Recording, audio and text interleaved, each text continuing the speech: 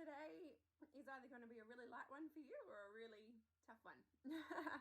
It's day 17 and it's our jewellery cull day. So for me, I used to sell jewellery. This is a tough one for me. I've got a lot. But you know, it can be really, really hard to let go of.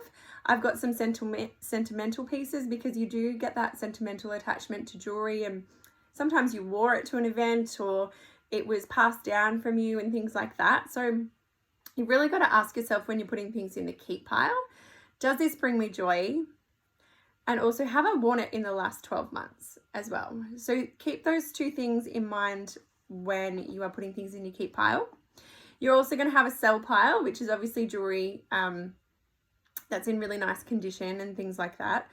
You're also going to have a donate, so things that are too good to throw away, and you're going to have a throw.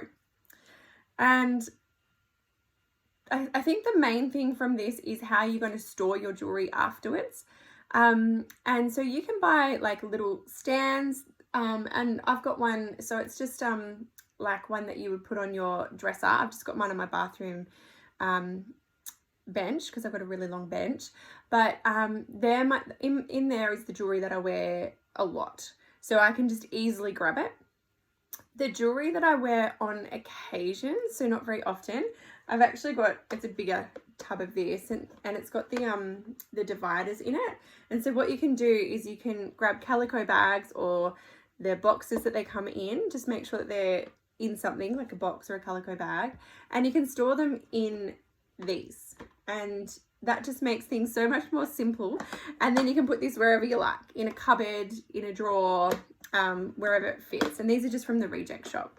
So that's probably the biggest thing with the jewelry, is where you're going to store it afterwards. So have a think about that.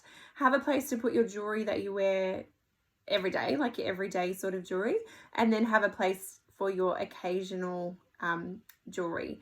And yeah, have fun culling it down. I know it can be hard, but we store so much jewelry, and then what happens is we go to pull it out and it's all in a massive tangled mess. So getting calico bags and things like that, you can get them from the reject shop as well, and all around the place. And yeah, storing them in something like this is a really good idea. You can get things like stacking boxes and things like that if you prefer to put it in things like that. I've got one here.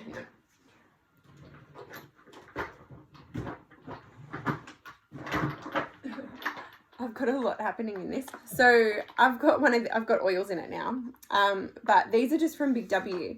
And what you can do is they're segmented, so you can just store your jewelry in that and layer each on top of each other. I think they're about $5 or $6 for one of these, but I now do oils, so that's what's in there. So that's just another idea on storing your jewelry. But I can't wait to see the photos of how you guys are going to do this.